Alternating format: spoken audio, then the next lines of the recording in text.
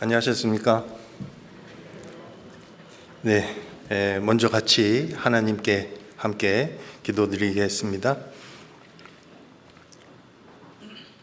저희를 사랑하시는 거룩하시고 자비로우신 우리 아버지 하나님, 구원해 주시고 또 주님의 몸된 교회 가운데 거하게 하신 그 크신 사랑과 은혜에 진심으로 아버지 하나님께 감사와 찬양을 올립니다.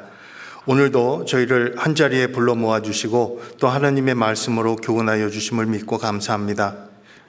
이 시간 성령님께서 함께해 주시고 말씀을 통해 저희가 마땅히 알아야 하고 마땅히 해야 할 것들이 무엇인지 주의 말씀으로 교훈하여 주시고 저희의 발걸음을, 저희의 인생을 주의 말씀 위에 굳게 세워주시기를 간절히 기도합니다. 그리고 저희의 삶 속에 배운 말씀들이 하나님의 영광과 능력으로 나타나 또 하나님의 영광을 나타내는 그런 인생들이 될 수 있도록 도와주시기를 간절히 기도합니다. 저희를 통해 복음의 열매가 날로 맺혀가도록 역사하여 주시고 특히 해외에서 수고하고 계시는 모든 손길 위에 하나님의 크신 능력을 더해 주시옵소서. 그리고 이번 주간에 있는 모든 전도 집회 가운데 함께해 주시고 말씀 앞에 모인 심령들을 붙잡아 주셔서 한 영혼도 이루어지지 않도록 도와주시기를 간절히 기도합니다. 그리고 다음 주에 저희들 준비하고 있는 대전도 집회도 함께해 주시고 저희들 모두가 참여하고 같은 마음으로 또 복음을 전하는데 조금도 뒤로 물러가지 아니하고 더욱 힘껏 복음을 증거하는 한 주간 될 수 있도록 주께서 저희들을 통해 역사해 주시고 사용해 주시기를 간절히 기도합니다. 또 우리 가운데 병환으로 고통받고 어려운 일에 처해 계신 형제 자매님들을 일일이 기억해 주시고 각 사람에게 필요한 은혜를 더해 주시기를 간절히 기도합니다. 저희를 사랑하시는 우리 주 예수 그리스도 이름으로 감사하며 간절히 기도드렸습니다. 아멘. 성경 찾으시겠습니다. 성경 민수기 2장입니다.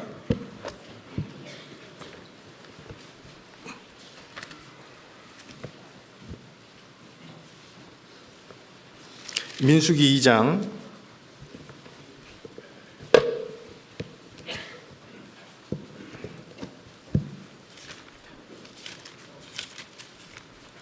민수기 2장 1절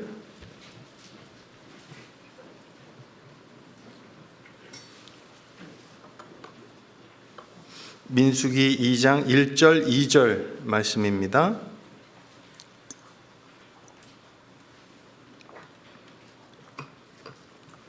다 찾으셨어요?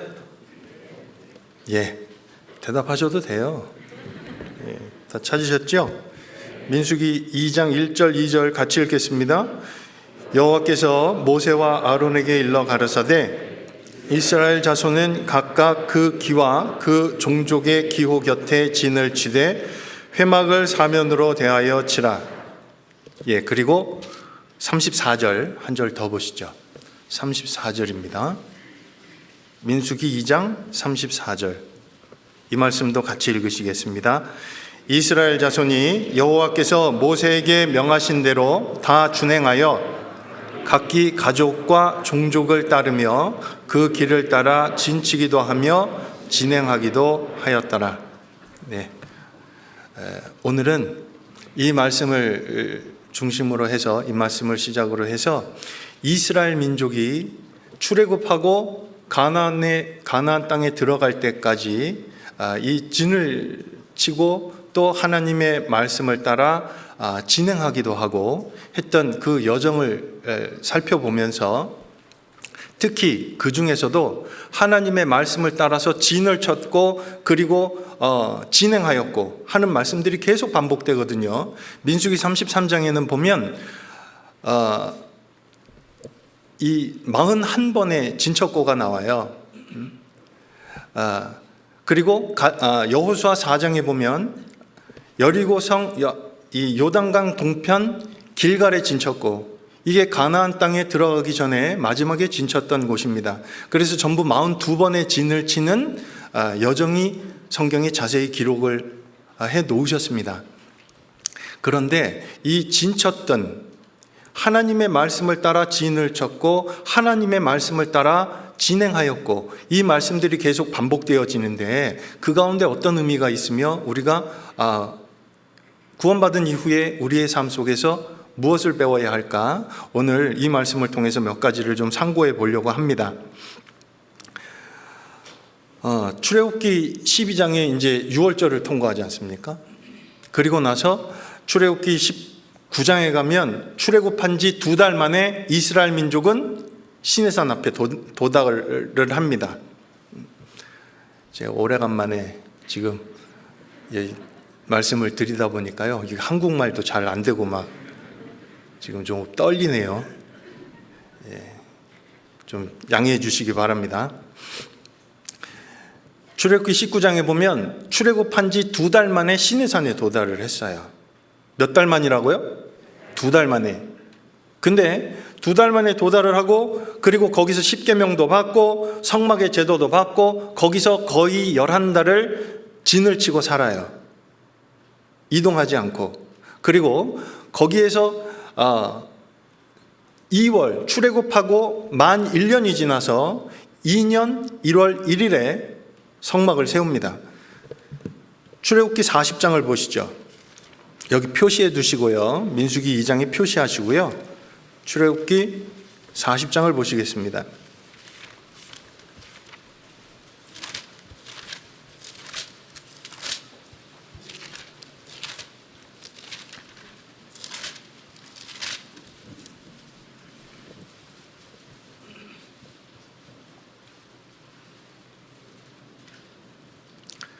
출애굽기 40장 17절 찾으셨죠? 제가 읽겠습니다. 제2년 정월 곧 그달 초 1일에 성막을 세우니라. 만 1년 되는 해 성막을 세웠어요. 그리고 나서 하나님이 민수기 1장은 2월 1일부터 출애굽하고 나서 2년 민수기 1장 찾아보실까요?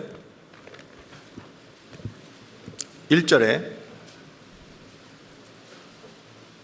1월 1일에 제2년 1월 1일에 성막을 세우고, 그리고 민수기 1장 1절에 이스라엘 자손이 애굽 땅에서 나온 후 제2년 2월 1일에 여호와께서 시내 광야 회막에서 모세에게 일러 가라사대 너희는 이스라엘 자손의 모든 회 중 각 남자의 수를 그들의 가족과 종족을 따라 그 명수대로 계수할지니 이스라엘 중 20세 이상으로 싸움에 나갈 만한 모든 자를 너와 아론은 그 군대대로 계수하되. 이제 군대를 계수하셔요. 성막을 세우고 나서 한 달 뒤에, 그리고 나서 이제 46절에 보시면 계수함을 입은 자의 총계가 60만 3,550명이었더라. 군인의 숫자가 몇 명이라고요? 60만 3,550명이에요. 자, 한번 생각해 보죠. 이제 저 좀 보세요. 저 좀 봐주세요. 군인의 숫자가 몇 명이라고요? 60만 3,550명. 네? 여기에 어린아이들과 여인들까지, 여자들까지 다 포함을 하면 200만 명이나 되는 엄청난 숫자입니다. 그렇죠? 그런데 이분들이 이사를 다녀요. 민수기 33장에 41번을 이사를 다녔대요. 진을 치고 또 다음번 진을 치러 또 이동을 하고. 이게 쉬운 일일까요? 제가 이 말씀 묵상하다가 이제 한국에 와서 안양시의 인구가 도대체 몇 명이나 될까 찾아봤더니 60만이 안 돼요. 안양시 전체 인구가. 성남시 전체 인구가 100만 명이 안 되더라고요. 예를 들면 한 번 이사를 가는데 4명, 5명의 가족이 한 번 이사 가는 거, 그것도 한국에서는 쉬울지 몰라도 외국에서는요 굉장히 어려워요. 이사 가는 게 얼마나 어려운지 모릅니다. 근데 성남시 전체 인구의 2배가 되는 숫자가 안양시 전체 인구의 3.4배가 되는 전체 인구가, 안양시의 3.4배 되는 인구가요 한꺼번에 이사를 다녀요. 이게 작은 일일까요? 아니에요. 굉장히 어려운 일이에요. 그리고 이 말씀이 있고 난 다음에 군대를 계수하고 나서 하나님은 민수기 2장 1절 다시 보시죠. 민수기 2장 1절이에요. 하나님이 이제 성막을 세우셨죠. 성막을 세우게 하셨죠. 군대를 계수하셨죠. 그리고 나서 이 말씀을 하시는 거예요. 민수기 2장 1절 여호와께서 모세와 아론에게 일러 가라사대 이스라엘 자손은 각각 그 기와 그 종족의 기호 곁에 진을 치되 회막을 사면으로 대하여 치라. 이랬더니 진을 치는데 아무렇게나 치는 게 아니에요.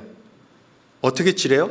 그 종족의 그 종족의 기호 곁에 각각 그 기와 그 종족의 기호 곁에 진을 치라고 이제 명령을 하셨어요.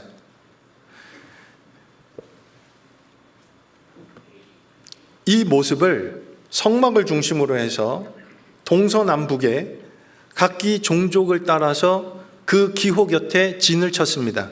이걸 사도행전 7장의 광야교회라고 말씀하셨어요. 근데 한번 생각해 볼게요. 가만히 생각해 보시죠. 이스라엘이 400년 동안 애굽에서 종노릇 했습니다. 그렇죠? 종노릇 했던 사람들이 출애굽한 후에 이 광야의 여정을 거치고 나서 가나안 땅에 들어갔을 때는 강한 군대가 되었습니다.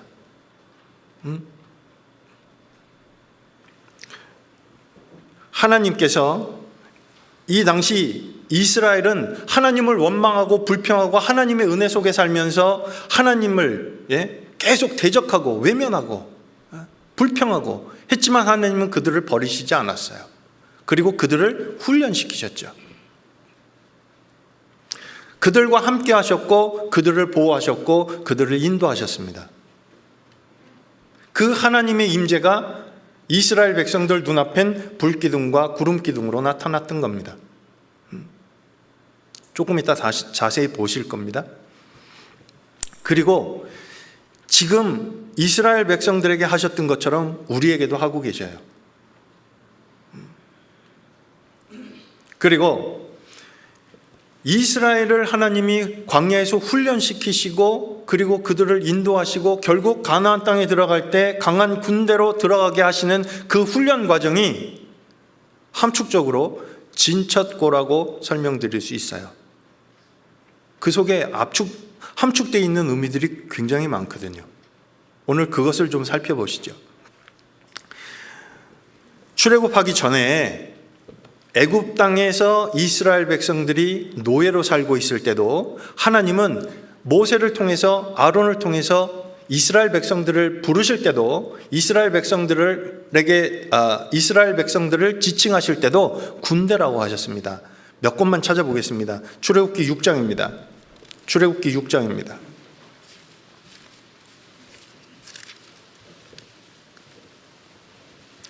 출애굽기 6장 26절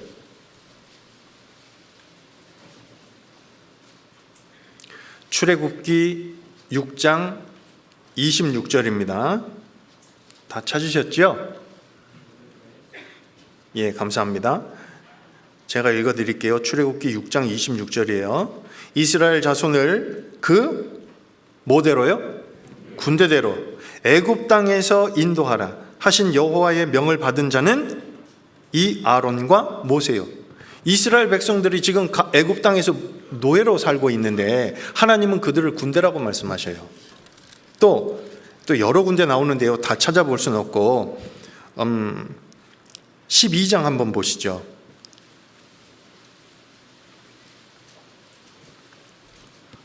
12장 51절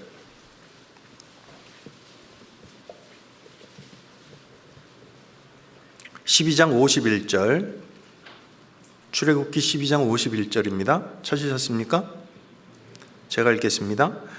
그 같은 날에 여호와께서 이스라엘 자손을 그 군대대로 애굽 땅에서 인도하여 내셨더라. 이스라엘 자손을요, 그 군대대로. 하나님은 이스라엘을 애굽 땅에서 노예로 살고 있을 때도 군대라고 말씀하세요. 구원받은 그리스도인은 그리스도의 군사입니다. 그 사람들이 누구라고요? 우리입니다. 이 애굽 땅에서는 전쟁을 경험해 본 적이 없어요. 그랬던 사람들이 40년이 지났습니다. 그리고 가나안 땅에 들어갔을 때 첫 번째 가나안 땅 들어가서 전쟁을 하지 않습니까? 그게 여리고성이에요. 근데 여리고성을 정복할 때 어떤 일이 벌어졌죠? 여호수아 4장이에요. 찾아보겠습니다. 여호수아 6장입니다. 여호수아 6장.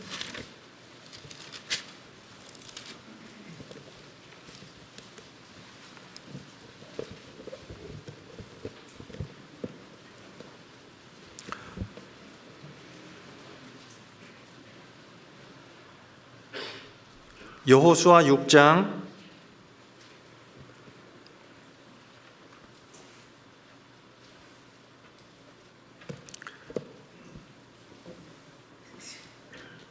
8절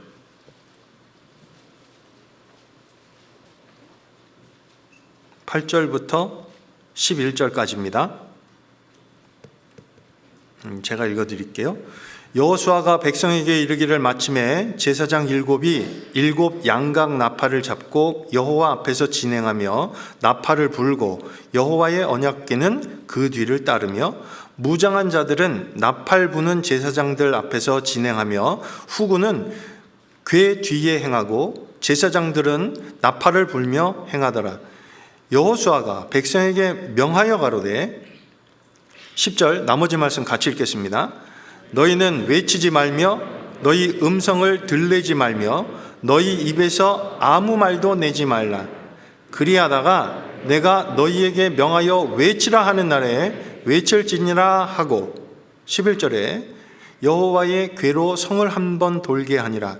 무리가 진에 돌아와서 진에서 자니라. 이게요 여호수아 5장에 이 여호와의 군대 장관을 만나고 난 이후에 전쟁을 어떻게 하라고 말씀하셨어요. 그 말씀대로 지금 순종한 거야. 이때 가나안 땅을 정복하기 시작한 겁니다. 이스라엘의 무기는 뭐였죠? 믿음이었습니다. 그 믿음이 행동으로 나타난 것이 바로 순종입니다. 이스라엘은 가만히 생각해 보셔요. 출애굽하고 났을 때 출애굽기 이제 14장에 홍해 바다를 건너지 않습니까? 그리고 출애굽기 15장에 모세와 이스라엘 백성들이 하나님을 찬양합니다. 근데 출애굽기 15장 밑에 보면 제일 끝부분에 보면 그때서부터 불평하기 시작해요. 물이 없다고 불평하고 뭐가 없다고 불평하고 항상 불평하던 그 사람들이 무슨 어려움만 당하면 투덜거리고 불평하던 그 사람들이 지금 가나안 땅에 들어가서 가나안 땅을 정복할 때 다시 보시죠. 10절에 제가 읽어볼게요. 여호수아가 백성에게 명하여 가로되 너희는 외치지 말며 또 너희 음성을 들리지 말며 떠들지 말며 야단스럽게 막 떠들고 막 이런 소리 내지 말며 그런 의미거든요. 그리고 너희 입에서 아무 말도 내지 말라. 그리하다가 내가 너희에게 명하여 외치라 하는 날에 외칠지니라 하고 6일 동안 6바퀴 돌고 하루에 한 바퀴씩 그리고 7일째 7바퀴 돌았지 않습니까? 이스라엘의 무기는 순종이었습니다. 그 바탕이 믿음이었고요. 어떻게 이 사람들이 노예로 살던 사람들 그리고 출애굽하고 난 이후에 처음에 계속 하나님께 불평하고 원망하고 투덜거리던 그 사람들이 지금 바뀌었어요. 군대로 군사로 말씀에 순종합니다. 어떻게 그렇게 했을까요? 특별한 과정을 거쳐서 하나님이 특별한 훈련 코스를 만드시고 군대 갔다 오신 분들은 아시겠지만 유격 훈련 몇 번 하고 막 이러면서 훈련을 시키셨을까요? 아니에요. 생활 속에서 가르치신 거예요. 생활 속에서 훈련하신 거예요. 그게 진척거예요. 진을 치는 가운데 하나님이 이스라엘 백성들 생활 속에서 군대로 하나님이 훈련시켜 가신 겁니다. 그리고 이스라엘을 하나님이 광야에서 하나님의 군대, 여호와의 군대로 만드셨지 않습니까? 근데요, 출애굽기 13장에 보면 블레셋 사람의 땅의 길은 가까울지라도 하나님이 그들을 그 길로 인도하지 않으셨다고 말씀하셨어요. 가나안 땅으로 갈 수 있는 길이 홍해바다를 건너서 광야를 거쳐야만 되는 것이 아니었습니다. 블레셋의 땅, 지중 해변으로 가는 가까운 지름길이 있었습니다. 근데 그 길로 가지 않으셨습니다. 그 길로 인도하지 않으셨습니다. 왜요? 이유가 있거든요. 한번 찾아보실까요? 출애굽기 13장입니다.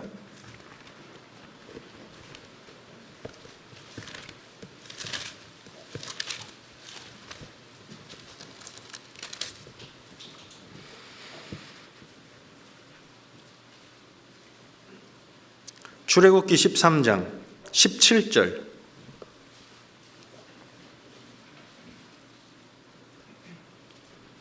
출애굽기 제가 몇 장이라고 그랬어요? 13장이라고 그랬죠? 네, 출애굽기 13장 17절입니다. 제가 먼저 읽겠습니다. 바로가 백성을 보낸 후에 블레셋 사람의 땅의 길은 가까울지라도 하나님이 그들을 그 길로 인도하지 아니하셨으니, 나머지 말씀 같이 읽으시지요. 이는 하나님이 말씀하시기를 이 백성이 전쟁을 보면 뉘우쳐 애굽으로 돌아갈까 하셨습니다. 아직 전쟁하는데 준비가 안 된 거예요. 군사로 훈련이 덜 됐어요. 하나님이 이 광야에서 하나님이 이들을 훈련시켜서 가나안 땅 들어가서 하나님의 군대로, 여호와의 군대로 가나안 땅 정복해야 되거든요. 그래서 하나님이 광야로 데리고 가신 겁니다. 광야로 데리고 가신 이유는 크게 두 가지가 있습니다. 내 하나님 여호와께서 이 40년 동안에 너로 광야의 길을 걷게 하신 것을 기억하라고 말씀하셔요. 기억하라고. 왜요? 이유가 있거든요. 신명기 8장이거든요. 찾아보시죠. 신명기 8장입니다.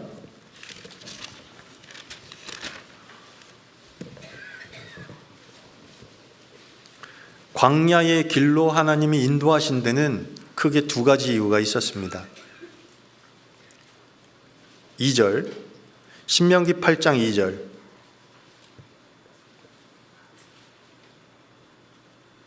제가 읽겠습니다.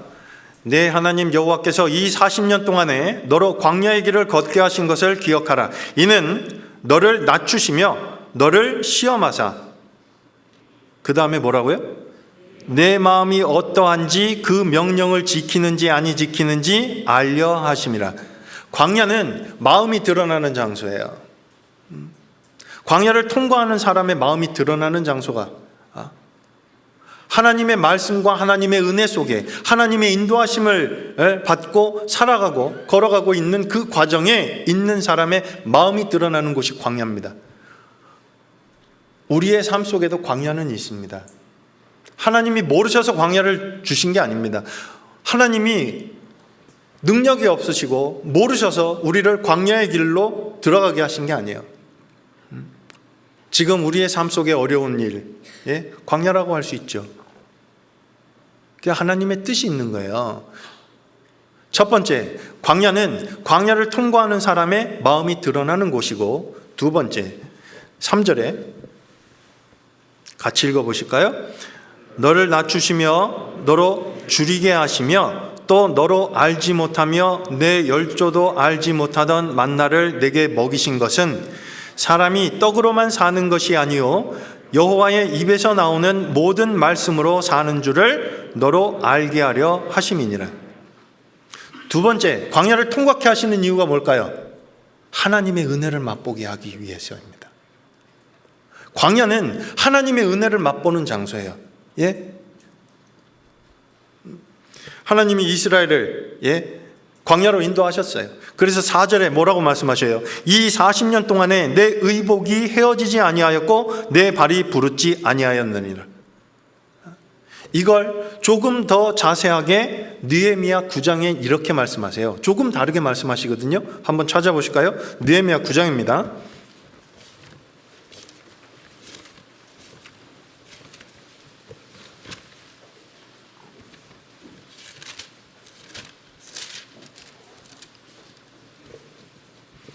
느헤미야 9장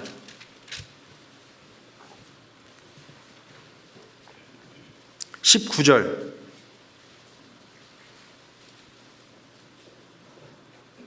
19절부터 21절까지인데요.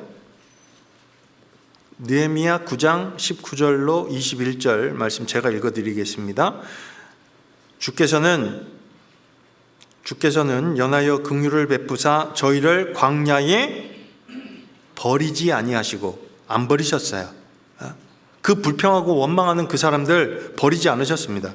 그리고 낮에는 구름 기둥으로 길을 인도하시며 밤에는 불 기둥으로 그 행할 길을 비추사 떠나게 아니하여 싸우며, 또 주의 선한 신을 주사 저희를 가르치시며 주의 만나로 저희 입에 끊어지지 않게 하시고 저희의 목마름을 인하여 물을 주시사, 21절 같이 읽겠습니다. 40년 동안을 들에서 기르시되 결핍함이 없게 하심으로 그 옷이 헤어지지 아니하였고 발이 부르지 아니하여 싸우며. 조금 다르게 설명하셨지요. 뭐라고요? 40년 동안 들에서 그들을 기르셨대요. 하나님이 기르신 거예요. 양육하신 거예요. 또 훈련시키셨어요. 그리고 또 결핍함이 없게 하심으로. 결핍함이 없었습니다. 그들의 눈에는 맨날 물이 없었고 먹을 고기가 없었고 먹을 양식이 없었지만 실제 그들의 삶은 결핍함이 조금도 없는 삶이었어요. 하나님이 그들을 기르셨습니다.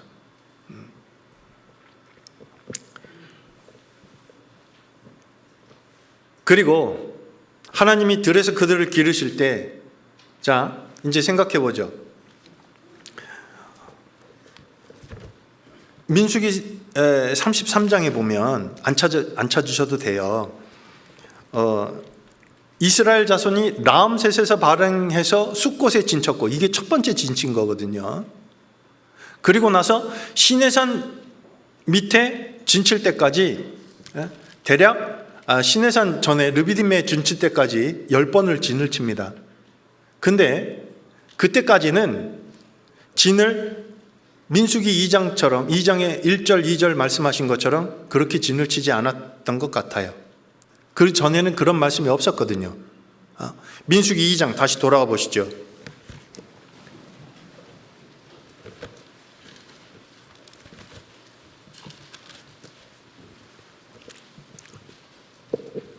민수기 2장 1절. 여호와께서 모세와 아론에게 일러 가라사대 이스라엘 자손은 각각 그 기와 그 종족의 기호 곁에 진을 치되 회막을 사면으로 대하여 치라. 이 말씀하시기 전까지는 대략 10번의 진을 쳤거든요. 시내산까지 하면 11번째 진을 친 거예요. 근데 그전에는 이런 말씀이 없었어요. 근데 이제 하나님이 종족의 기 곁에, 기호 곁에 진을 치고 회막을 사면으로 대하여 치라. 이제 구체적으로 명령하시고 훈련시키셔요. 성막을 중심으로요. 이전에도요, 회막이 있긴 있었어요. 근데 하나님이 이스라엘 백성들, 죄인을 만나주시고, 그리고 하나님의 말씀을 이스라엘 백성들에게 말씀하셨던, 그 모세를 통해서 말씀하셨던 그 회막이 있었습니다. 근데 그때는 진 바깥에 있었거든요. 근데 성막을 세우면서 이제 그 이스라엘 백성들의 진 가운데 성막이 있는 거예요. 성막은 예수 그리스도를 나타냅니다. 이건 우리의 삶 속에서도 아주 중요한 부분입니다. 자, 다시요. 2절. 같이 읽어보죠. 이스라엘 자손은 각각 그 기와 그 종족의 기호 곁에 진을 치되 회막을 사면으로 대하여 치라. 성막을 중심으로, 그리고 각각 그 기와 그 종족의 기호 곁에 진을 치라고. 이건요, 예수님을 나타내요. 기는 성막도 예수님을 나타내죠. 그리고 그 기도, 종족의 기도 예수님을 나타냅니다. 이사야서 11장입니다.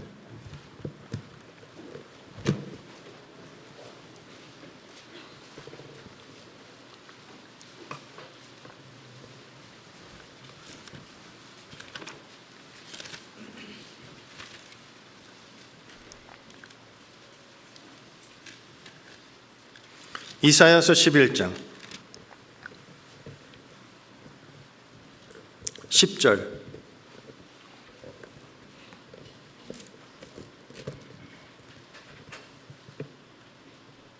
같이 읽으실까요? 그날에 이새의 뿌리에서 한 싹이 나서 만민의 기호로 설 것이요 열방이 그에게로 돌아오리니 그 거한 곳이 영화로우리라. 이 말씀은 교회 시대 복음이 온 세상에 전파될 것을 말씀하신 거거든요. 그리고 1절에 보시면 이새의 뿌리에서 나는 한 싹은, 이거는 예수님을 말씀하시는 거예요. 만민의 기호, 만민의 기호로 설 것이요, 이건 예수님을 얘기하는 겁니다.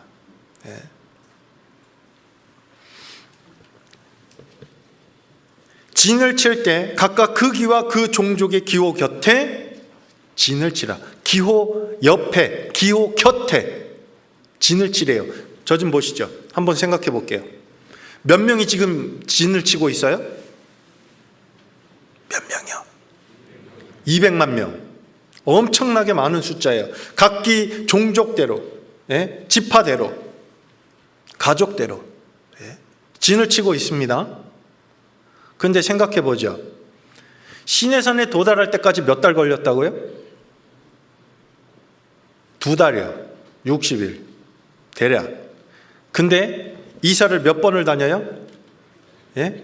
민수기 33장에 보면 이 숲곳에 진척고부터 시작해서 시내산 밑에까지, 시내산 전까지 르비딤까지 10번이었고요. 시내산까지 11번째 진을 치거든요.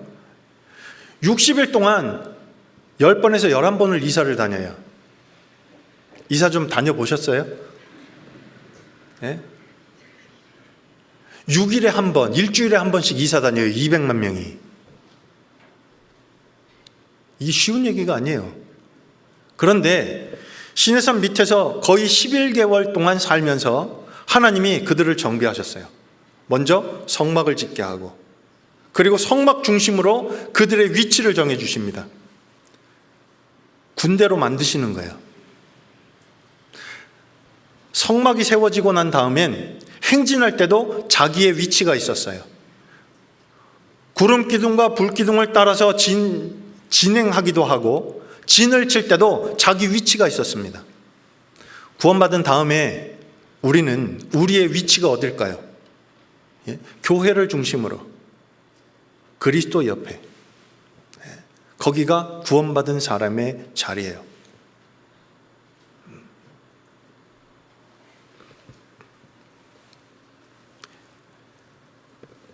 구원받은 사람은, 그리스도인은 교회 중심의 생활이 되어야 합니다. 그리스도가 중심인 생활이 되는 거예요. 그리고 진 곁에, 그 기 옆에, 종족의 깃발 옆에 진을 치고 그 곁에 치는 거예요. 멀찌감치 치는 게 아니라 그 곁에 모여서요. 자, 한번 생각해 보죠. 나의 삶의 중심은 무엇인가?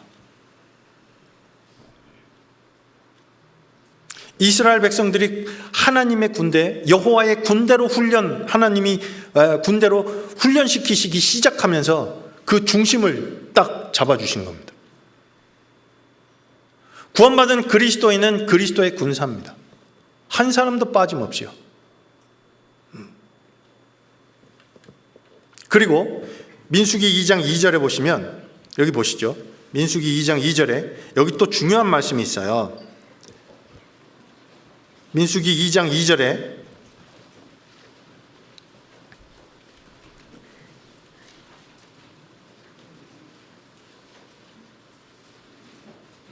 이스라엘 자손은 각각 그 기와 그 종족의 기호 곁에 진을 치되 회막을 사면으로 대하여 치라. 이 대하여 치라는 말이 무슨 말이냐면 마주 대하여 치라는 말이에요. 진을 칠 때 성막이 보이게 입구에서 진을 칠 때요, 자기 살고 있는 입구 텐트 장막에서요, 입구에서 성막이 보이게 진을 치라는 말이거든요. 이게 그럼 무슨 말일까요? 성막에는 낮에는 구름 기둥, 밤에는 불 기둥, 하나님의 임재가 나타나고 있습니다. 그렇죠? 이건 무슨 말씀이에요? 지금 우리 시대로 말하면 교회를 통해서 하나님의 역사가 나타나고 하나님의 역사가 나타나는 것에 관심을 갖고 항상 삶의 중심을 거기에 두고 살라는 말씀입니다. 성막을 마주대하고 진을 쳐라. 하나님의 역사하심과 하나님의 임재하심을 항상 관심을 가지고 살펴보면서 살으라는 말씀이거든요.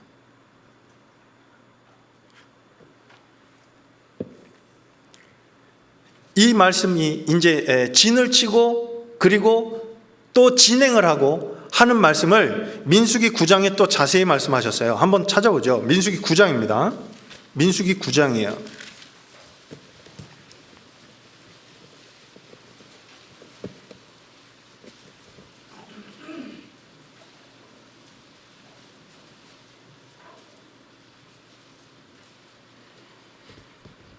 민수기 9장 조금 긴데요, 15절부터 민수기 9장 15절부터 23절까지인데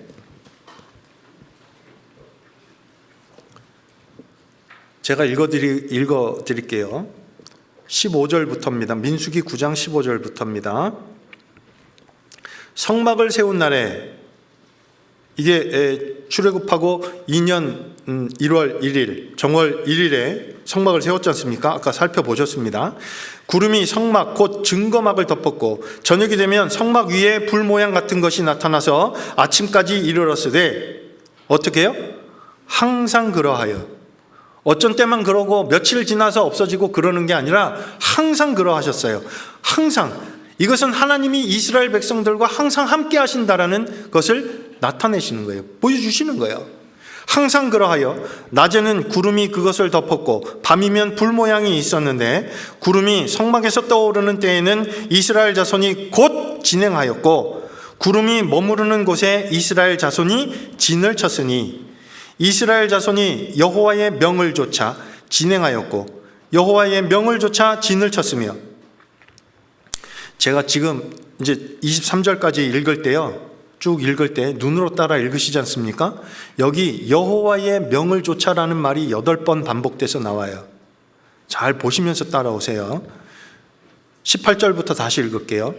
이스라엘 자손이 여호와의 명을 조차 진행하였고 여호와의 명을 조차 진을 쳤으며 구름이 성막 위에 머무는 동안에는 그들이 유진하였고 구름이 장막 위에 머무는 날이 오래일 때에는 이스라엘 자손이 여호와의 명을 지켜 진행치 아니하였으며, 혹시 구름이 장막 위에 머무는 날이 적을 때에도 그들이 다만 여호와의 명을 조차 유진하고 여호와의 명을 조차 진행하였으며, 혹시 구름이 저녁부터 아침까지 있다가 아침에 구름이 떠오를 때에는 그들이 진행하였고 구름이 밤낮 있다가 떠오르면 곧 진행하였으며, 이틀이든지 한 달이든지 1년이든지 구름이 성막 위에 머물러 있을 동안에는 이스라엘 자손이 유진하고 진행치 아니하다가 떠오르면 진행하였으니 곧 그들이 여호와의 명을 조차 진을 치며 여호와의 명을 조차 진행하고 또 모세로 전하신 여호와의 명을 따라 여호와의 직임을 지켰더라.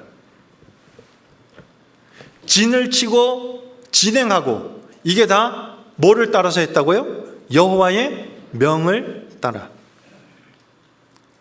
하나님이 이스라엘 백성들을 군사로 훈련시키신 방법이에요. 근데 한번 생각해 보죠.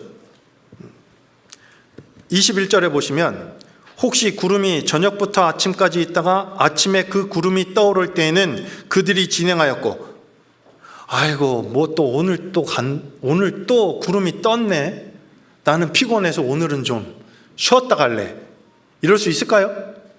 아니에요. 항상 아까도 보셨죠? 성막을 마주대하고 진을 치라고, 성막에 하나님의 임재하심에 항상 관심을 두고 살으라고, 그리고 하나님의 역사가 나타날 때 어떻게 하라고요? 순종하고 따라가라고요. 그 하나님의 은혜 속에, 하나님이 베푸시는 은혜 속에 따라가기만 했는데 강한 군대가 된 거예요.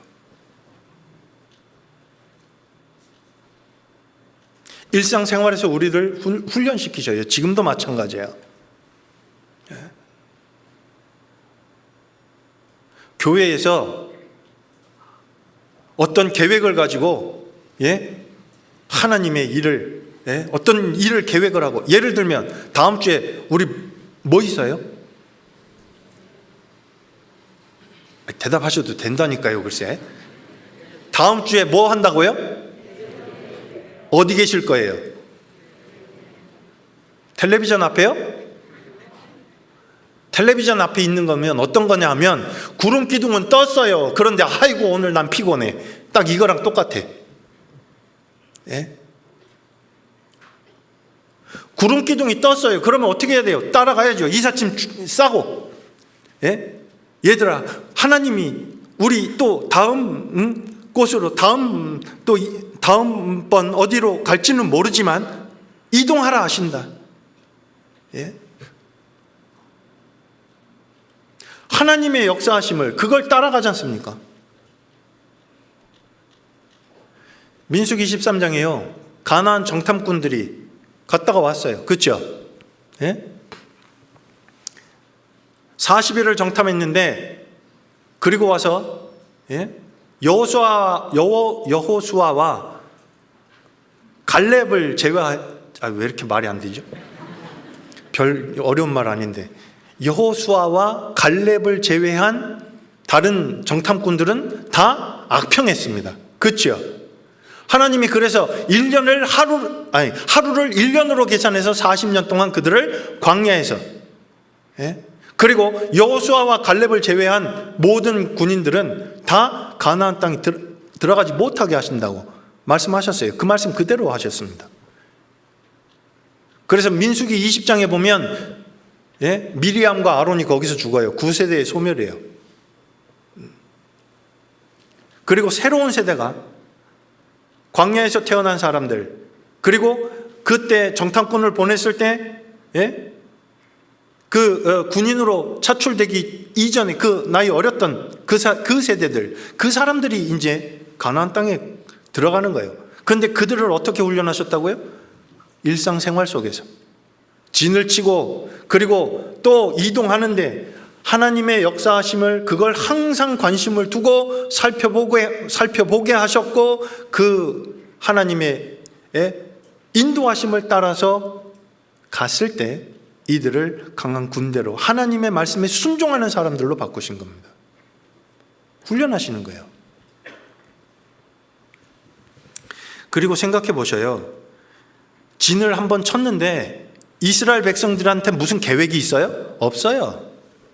그냥 매일매일 하나님이 그 성막에 구름 기둥과 불 기둥, 그거 보고 사는 거예요. 매일매일 자기들의 생활을 하면서, 우리도 마찬가지입니다. 직장 생활하시고 학생들은 공부하고 일상생활을 하는 거예요. 그 가운데 하나님의 역사하심과 교회를 통해서 하나님이 일하고 계시고 역사하시는 것을, 그걸 살펴보고 거기에 관심을 두고 마음을 두고 살아갈 때 하나님이 그리스도의 군사로, 합당한 사람으로 만들어 가시는 겁니다. 다음 주에는 대전투가 있습니다. 그리고 7월부터 8월까지 하계 수양회 몇 년 만에 지금 정말 큰 영적 전쟁을 지금 치르려고 준비 중입니다. 이럴 때 우리는 어떤 마음을 갖고 준비해야 될까요? 하나님은 우리를 일상생활에서 하나님의 군대로, 군사로, 합당한 사람으로 우리를 훈련시키고 계셔요.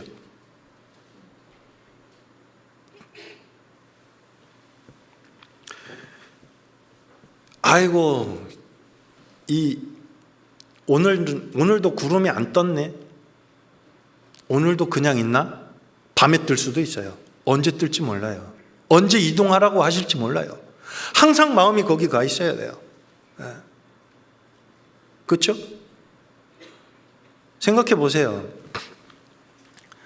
이들에게는 이사하고 무슨 계획이 있는 게 아니에요. 하나님이 인도하시는 대로 그저 따라갈 뿐이에요.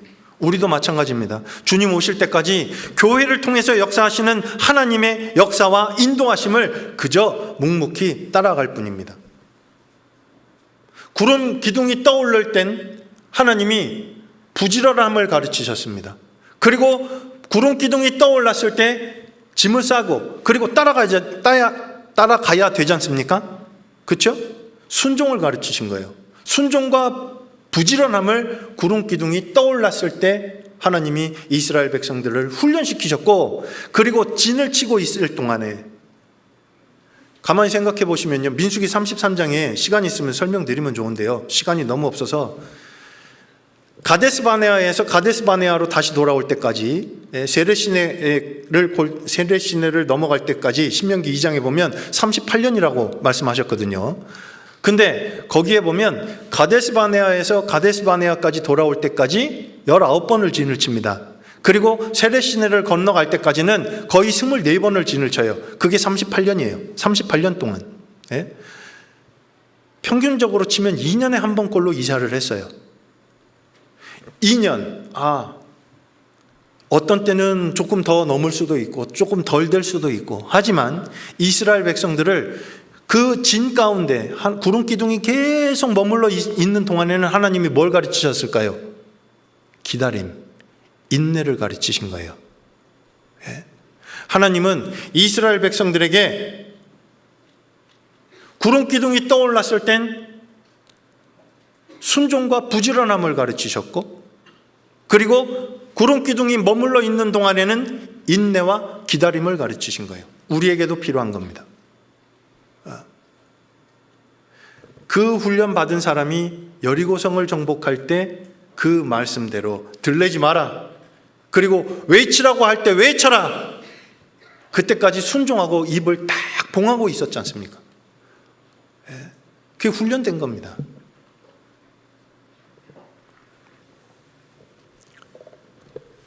여기서 중요한 건요, 아까 말씀드렸죠, 읽으면서 뭐를 진행을 하고 진을 치고가 무엇을 따라서요?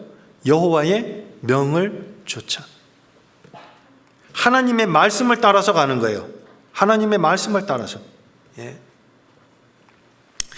구름 기둥과 불 기둥이 머물러 있는 동안이 그들이 생활하는, 그곳에 진을 치고 생활하는 거예요. 일상생활을 하는 거예요. 그런데 떠올랐을 때는 어떻게 해요? 부지런히 짐 싸서 따라가야죠. 따라가야 되는 거예요. 그게 순종이에요.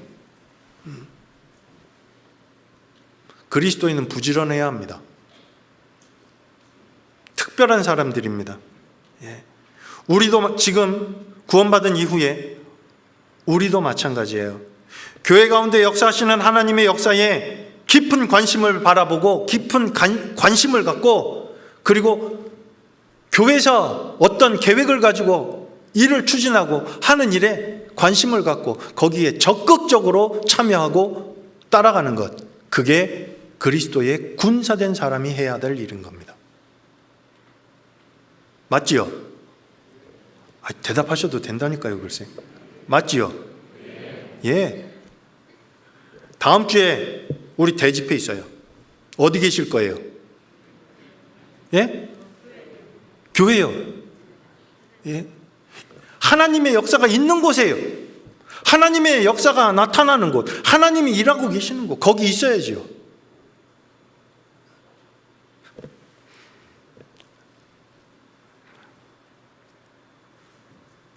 하나님은 일하시는데 우리는 아유 이번 주 바쁜데, 인도할 사람 없는데, 그리고 댁에 계시면 될까요? 아니요. 그게 안 바라보는 거예요. 성막을 마주대하고 지는 쳤지만 관심 없어요. 그러면 여호와의 군사로 이 군사로 훈련을 제대로 못 받는 겁니다. 그죠?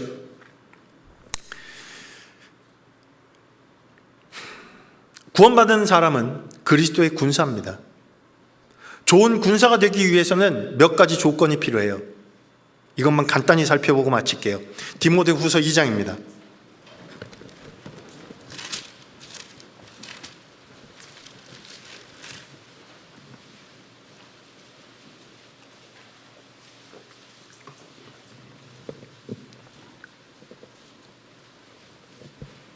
디모데후서 2장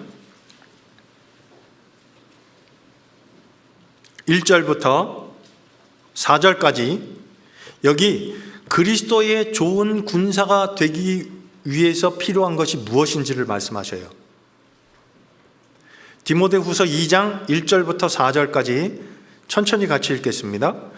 내 아들아, 그러므로 내가 그리스도 예수 안에 있는 은혜 속에서 강하고 또 내가 많은 증인 앞에서 내게 들은 바를 충성된 사람들에게 부탁하라. 저희가 또 다른 사람들을 가르칠 수 있으리라. 내가 그리스도 예수의 좋은 군사로 나와 함께 고난을 받을지니 군사로 다니는 자는 자기 생활에 얽매이는 자가 하나도 없나니 이는 군사로 모집한 자를 기쁘시게 하려 함이라. 첫 번째, 구원받은 그리스도인은 그리스도의 군사입니다. 그렇죠?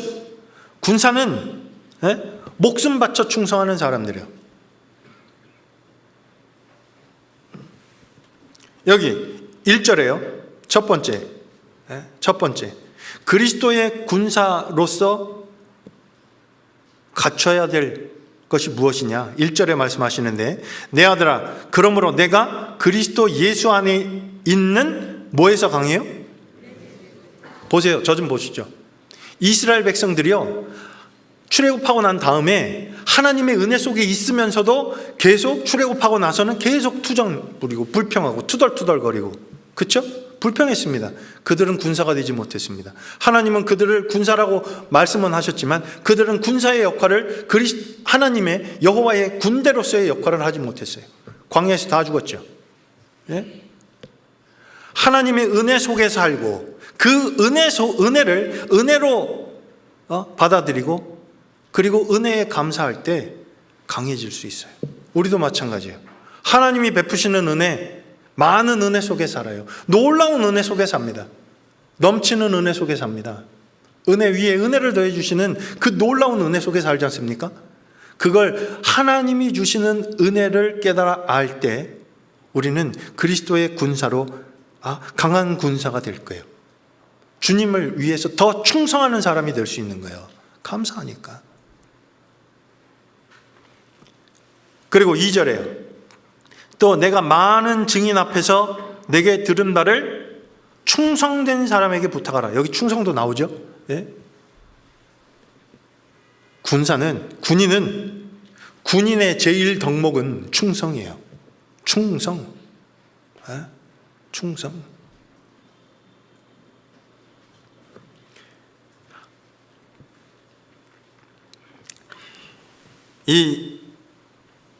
그리고 여기 이 2절에요. 내가 많은 증인 앞에서 내게 들은 바를 충성되이 행하려면 먼저 듣는 게 중요합니다.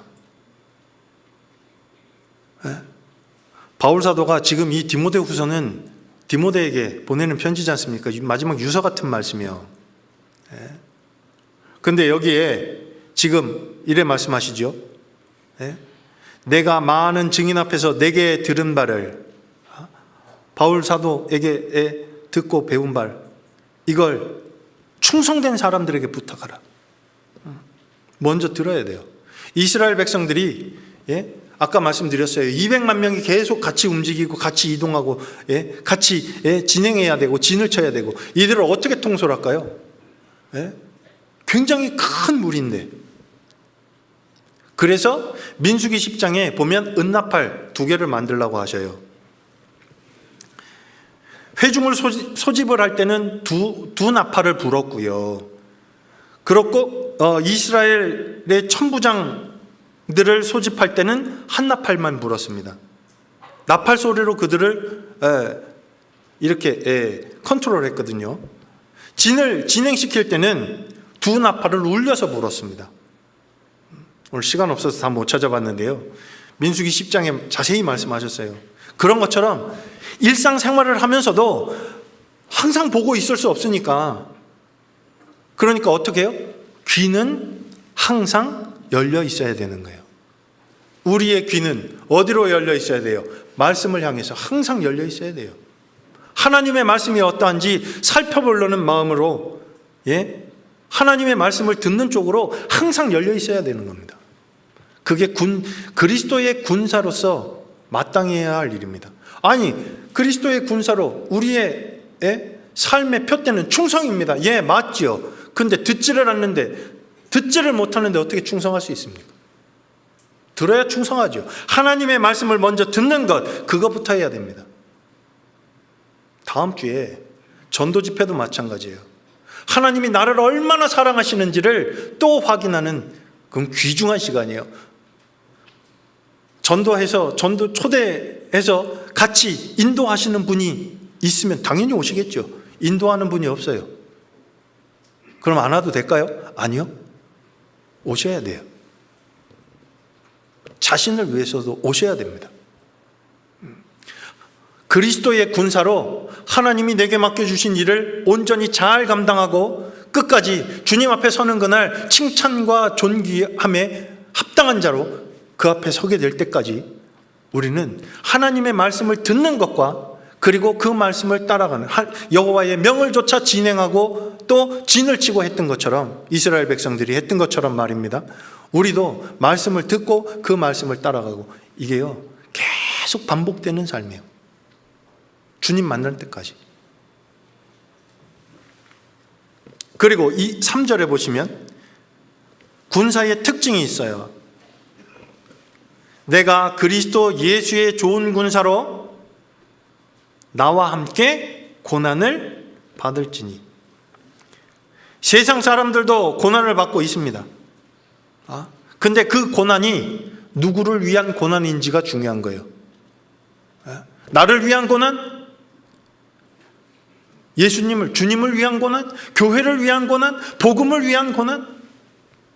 그건 나중에 주님 앞에 섰을 때 주님이 우리에게 주실 상급이 다른 겁니다. 자기를 위한 고난 때문에 허덕이고 있다면 정말 비참한 거예요. 그리스도인이. 불쌍한 거예요. 우리는 그리스도인이에요. 구원받은 사람들이에요. 그리스도의 군사예요. 고난이 두려워요? 죽으면 천국 가는데요, 뭐. 다 있는데, 다 예비됐는데. 진짜요, 복음 전하는데요, 남은 생은 목숨 걸고 해봤으면 좋겠어요, 진짜. 우리 모두 전도자 아닙니까? 우리 모두 다 선교사 아닙니까? 전도하는데, 진짜 후회 없이 전도하다 주님 만나야 되지 않겠습니까?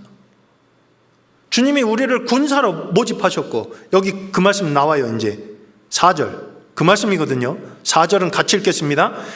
군사로 다니는 자는 자기 생활에 얽매이는 자가 하나도 없나니 이는 군사로 모집한 자를 기쁘게 하려 함이라. 군사로 다니는 자는 자기 생활에 얽매이는 자가 하나도 없나니, 이건 사사로운 일에 얽매이지 않는 사람이라는 말이에요. 개인적인 일로 인해서 정말 해야 될 일, 주님을 위해서, 교회를 위해서, 복음을 위해서 해야 될 일, 이걸 못하고 뒤로 자꾸 주저주저하고 머뭇머뭇하고 그리스도의 군사로서 자격이 없는 거예요.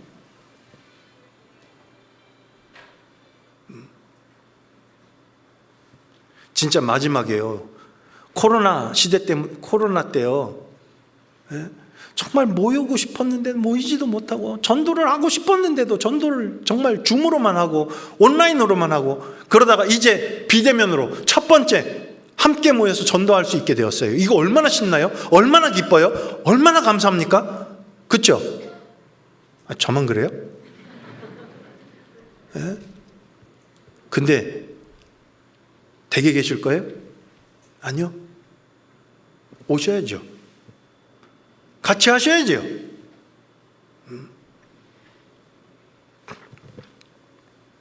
사사로운 일에 얽매이는 사람은 그리스도의 군사로서 자격이 없어요.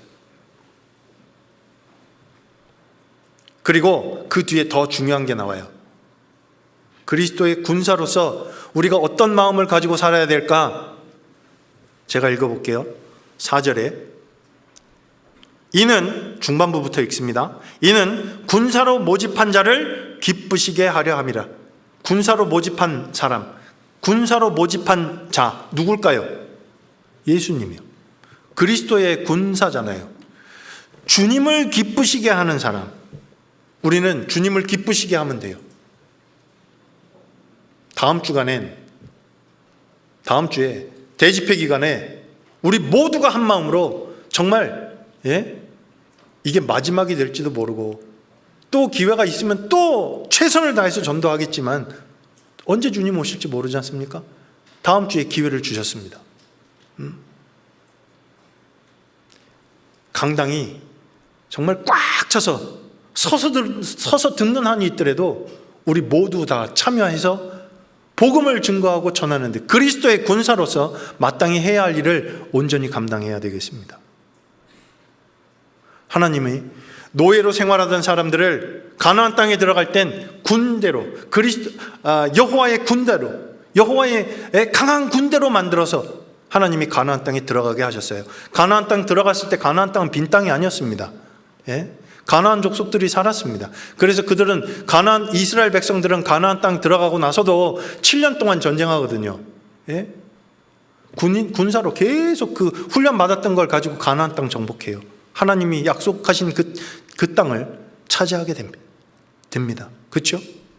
자, 우리는 주님 앞에 서게 되는 그날까지 그리스도의 군사로 맡겨진 역할 정말 최선을 다해서 정말 충성스러운 모습으로 우리를 군사로 모집하신 그리스도를 기쁘시게 하는 사람으로 살아야 되겠습니다.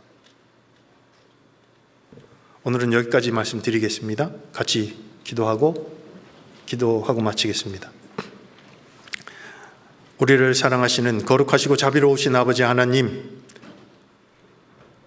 구원해 주시고 주님의 몸된 교회 가운데 정말 하나님의 영광을 나타내는데 저희들 동참시켜 주셔서 너무도 감사합니다.